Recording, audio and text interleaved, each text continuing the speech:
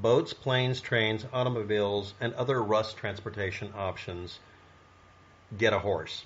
The video you're watching is going to be about all of the different transportation options I could find out about. I am not playing the game. I have no game experience, except apparently I played it at one time a long time ago by accident. I don't know.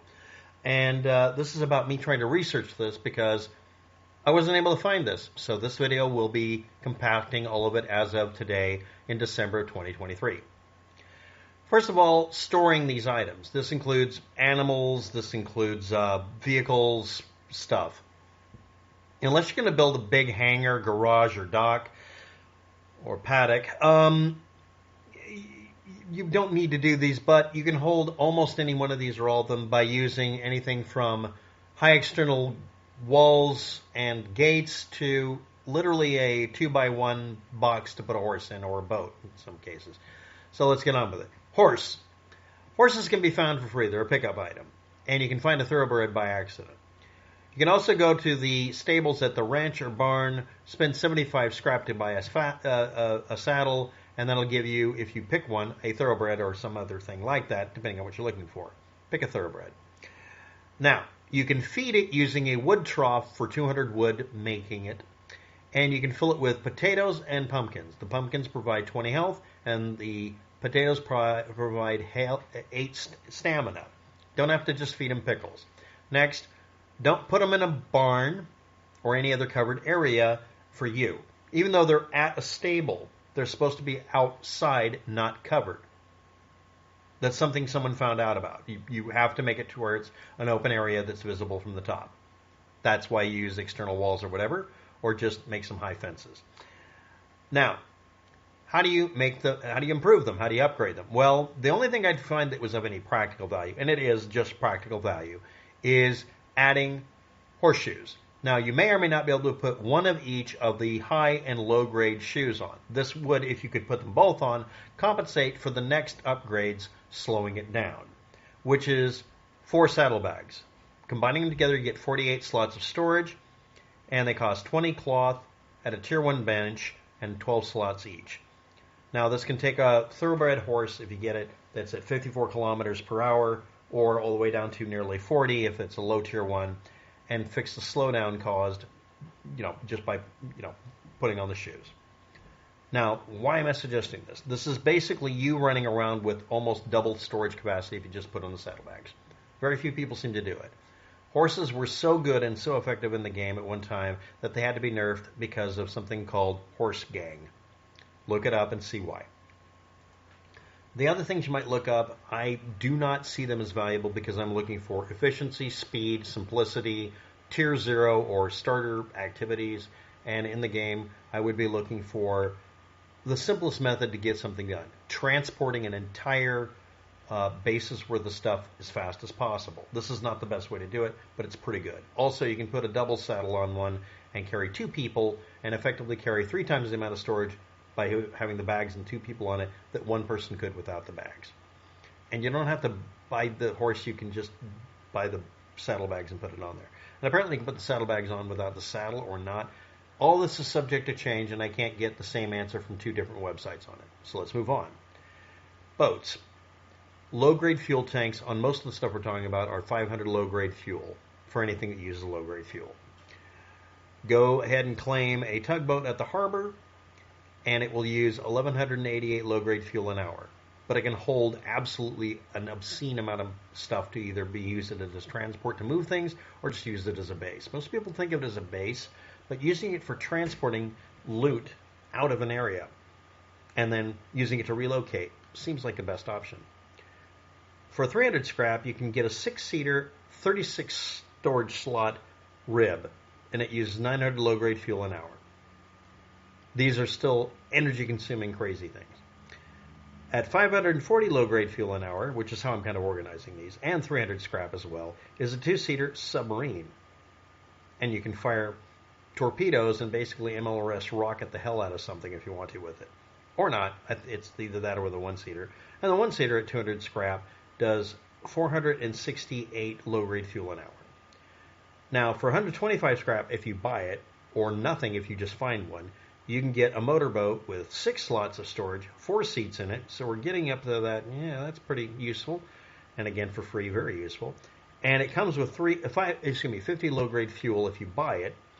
And it uses 360 low-grade fuel an hour and is the third most efficient way to travel on the water, even though that's the most efficient one that uses fuel. And again, all of these apparently are holding 500 low-grade fuel tank. Okay, per tank. 2-seat portable kayak and paddle. Yes, it's a paddler thing. These cost 5 fish caught for a fisherman at the fishing village, and it's the second most efficient way to travel on the water. And I said portable because, and this is apparently a little known fact, you can pick them out of the water and maybe use them in an area with fresh water. I'm not sure what use that would be, but that's interesting. And the next thing is the paddle can be used for what you can look it up for. I'm not going to go into it. But the thing about it is that it's just you being slightly more efficient than swimming, apparently. People have found that you can do pretty fast swimming in it. Now, which one would I use if I was going to use anything for being quiet? That would be the one. It's less noisy than all of them, period, except for swimming. It has the best cost benefit because you just catch 5 fish. But other than that, hands down, it's the damn motorboat and using some low-grade fuel. So, best boat, the little boat. But if you need to move a huge amount of stuff, just get a tugboat or a RHIB and a bunch of friends. Next, aircraft. We're going to be talking about helicopters first. They have 500 low-grade fuel tanks on them.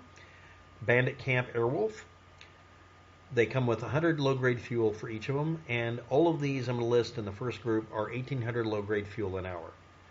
If they're faster moving, that would make them more efficient. Unlike with the boats, which the faster they go, the less efficient, except for the big one. So let's move on.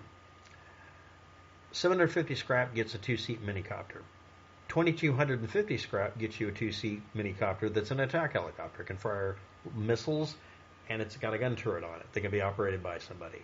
Then again, if you have the 2-seat minicopter, just the guy in front of you can just fire rockets and fire a gun. And maybe better. You can almost MLRS rocket attack using the attack helicopter, though. It's pretty effective. Next, we're going to get to the 1,250 scrap.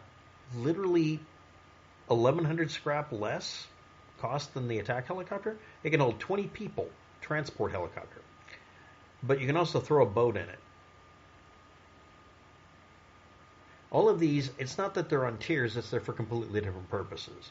And yes, you could use a 20-person group to transport loot. Each person would act like a living large box, and that's 20 people crammed onto it, not necessarily as efficiently as you can get away with. As far as air travel, that's basically an Airbus. And again, comparing that, the only thing that comes close to it would be a tugboat. Or people just running along the ground. The most efficient way to fly, however, we're going to bring up in a few minutes, kind of a tie in my opinion. Parachutes. You spend some materials at a tier 2 bench and make a parachute. It doesn't use any fuel, but you can glide to a spot. Now we're going to get up one here that does 750 low-grade fuel an hour. That's less than half of what it takes for all of the other air transports except for a parachute. It's 150 scrap. You buy it. It has 5 seats, 12 storage areas, and it comes with 75 low-grade fuel and uses 4 to take off. Exactly, 1/10 of an hour, 7 minutes of flight time already comes with it. And it's called the hot air balloon. This is able to carry kind of almost a Zerg. It's almost the equivalent to the transport helicopter. It costs almost 1/10 less. Not bad. And it's almost at the point where it should be like the motorboat, where it's one thing you would directly consider. And again, it's a findable item. You can just find them, spawn somewhere, and just take off. The minicopter and attack helicopter, well, the minicopter anyway, used to be one you could find on the side of the road. So this is the one found item that really comes close to being almost like, again, the little 4-seater floaty boat thing. And gee, it has the same low-tier poor-ass methodology for it. A lot like, but all of them are about double what it would cost for making a horse happen. And again, those are free too. Let's move on. Cars. The cars are based on a pretty simple concept. There's just two engine types, and you can combine them. One of them is an engine in the cockpit with a driving mechanism. It's like 80% of the damn car. And the other one is just an engine you throw on, and then you have to have a cockpit, modular cockpit. Now, if you want to, you can put that engine in together. One of them uses 288 low-grade fuel an hour. The other one does almost 400 low-grade fuel an hour consumption. But one of them 70 kilowatts energy output versus 95. Storing them. This is one of those things where you really do want to have a garage for it. You can get away with using a car lift. You supply it with 5 power. It costs you 150 scrap. And you use this to keep it from decaying at all. Suddenly you have something that doesn't decay. Like horses, if they're kept outside, not inside, they don't have to decay. You can just keep them fed and they'll live throughout the white, possibly. All of the other equipment seems to have a time limit on it. You have to keep it indoors. And again, like the 150 for your hot air balloon or whatever, technically you can put them indoors. This one is weird because the cars, really, you should just get the lift. It's really worth it. How do you power it? Well, it uses 5 power, and you can get 20 power from a solar panel and 150 power from a wind turbine. I'd recommend combining them, and 40 power from a generator. So, yeah. Now, an honorable mention on the land vehicles is the dishonorable mention of using 540 low-grade fuel an hour with a 500 low-grade fuel container for a fuel tank. Arctic Research-based snowmobile that you can pick up. It works good in snow and sand. The others don't, except a horse. Guess that's going to be a running joke.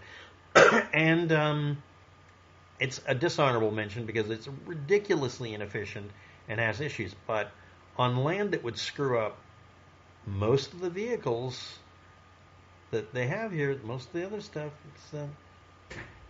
except horses. So anyway, let's move on. Trains have gotten a buff in that you can go underground and above ground on them, and the map is crazy on a lot of the servers. And they use 270 low-grade fuel an hour. That's one of the most efficient ways of traveling you can find. They just don't let you steer them. You can't control what you want. And it has a 500 low-grade fuel tank, which makes it really useful. A lot like using the hot air balloon, or, the little mini copter would be pretty efficient. Or, like using a little boat with a motor on it, or a paddle set, which I think is a joke. Or, again, a horse. Runs on pickles, pumpkins, and potatoes. The 3 Ps. So,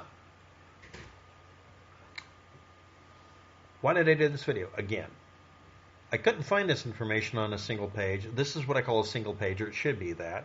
And that's usually why I do a video, is because nobody basically collates this. And here's the reason why people don't.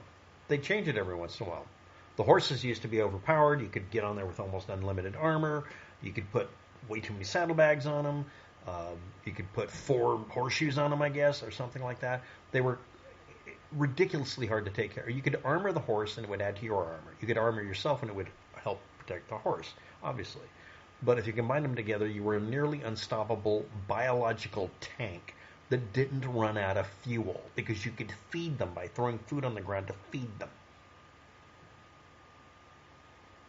Which is where the pickle meta came up, I guess, because they were easier to transport. I don't know.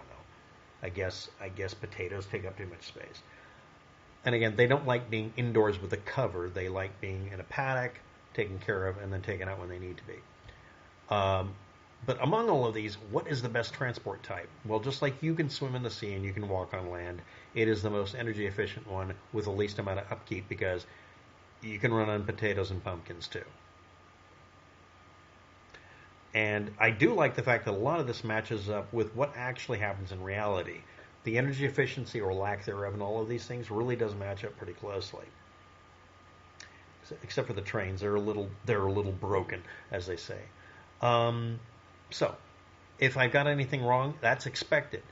If you're wondering why I'm doing the videos, I've explained. I'm just trying to look this up and couldn't find all the answers, and I had to find these from 20 different pages. Most of it's Rust Labs, but not all of it. Some of it's just mentions in videos. Some of it's on corrosion hour or some other web page or some other reference that someone had in a video comment.